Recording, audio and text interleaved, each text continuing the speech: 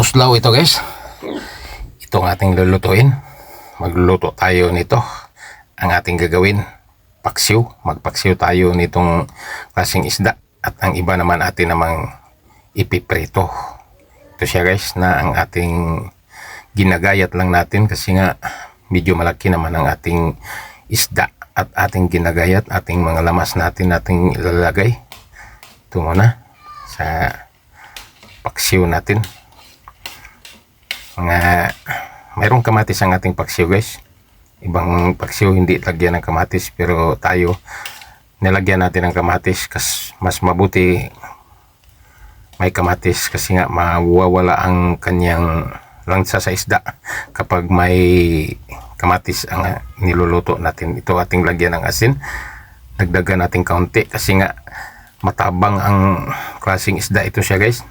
Ito ang tawag sa atin na uslaw, matabang itong klaseng isda, kaya ating insaktuhan natin ng asin, tamang tama ang ating mga pangpasarap naman sa ating niluluto. Atin siyang lagyan naman ng suka ng niyog. Ito guys ang ating nilagay. Masarap ang suka ng niyog kaysa suka na binili natin sa tindahan. Ito siya ang ating paksiw na niluluto natin. Ito na siya. Atin ang lagyan ng kaunting mantika. Kaunting mantika lang ang ilagay natin siya guys. Ito, kaunting namang mantika, atin lang ubusin ito. Ito na siya guys ang ating niluluto nating paksiw. Malapit na itong maluluto.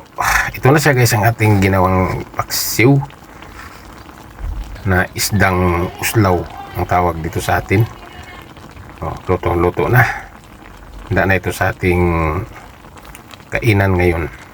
Isda na paksiw ang ating pang-ulam ngayong gabi para sa ating panghapunan na ulam. Ito na siya guys, lutong-luto na.